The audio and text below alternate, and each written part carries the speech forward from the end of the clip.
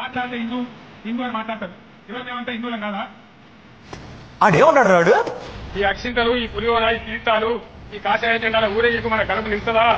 ఎందుకంటే రామ జన్మభూమి, రావణ జన్మభూమి, శ్రీకృష్ణ జన్మభూమి, కంస జన్మభూమి, శ్రీకృష్ణ జన్మభూమి, ఈ సత్యభామ జన్మభూమి, దుర్గంగ జన్మభూమి, ఈ పంచాయతీ దానికి పట్టియాలా? ఏదైనా హిందూ అని హిందూ మతాన్ని పేరు పెట్టి గోల్మాలు తిప్పి కొట్లాడలు పంచాయతీలు ఇక దేశానికి కావచ్చు. ఎవరన్నా పిల్లలు జై శ్రీరామ్ అంటే వాళ్ళకు సంజాయించాలి. జై శ్రీరామ్ అనే విధానం కడుపు నింపడు.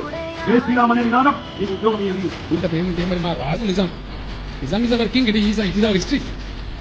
ప్రజలకు చెప్పే మాటలు విని విని స్టూడెంట్స్ని చెడగొట్టడం తప్ప ఇంకోటి ఏం లేదు. వీళ్ళు విభజించి పాలిస్తారు. ఆంధ్రప్రదేశ్ని తెలంగాణ విభజించి పాలించారు, దోచుకున్నారు. బుర్జు ఖలీఫాల కోళ్ళు ప్లాట్ కట్టుకున్నారు. ఇప్పుడు అదే కవిత వచ్చి చెప్పి మా నాన్న ఇట్లా, మా అన్న ఇట్లా, అన్నిట్లా అని దొంగలంతా దోచుకుంటారు. తర్వాత మతం ఏమన్నా కూడు పెడుతుందా, జై శ్రీరామ్ అంటే ఏమన్నా అన్నం పెడుతుందా అంటారు. వీళ్ళు విభజించడానికి తప్ప దేనికి పనికిరారు.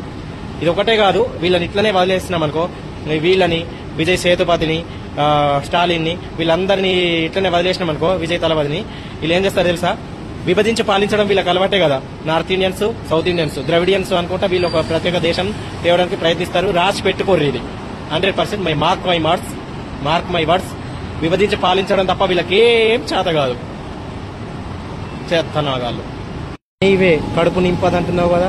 ఇప్పుడు ఎన్నో గుళ్ళలకు ప్రతిరోజు నిత్యాన్నదానం పెడుతున్నారు. కొన్ని రోజులు ఒక్కొక్క గుడిలో 1 రోజు 2 రోజులు పెడుతున్నారు. కడుపు నింపుతుంది.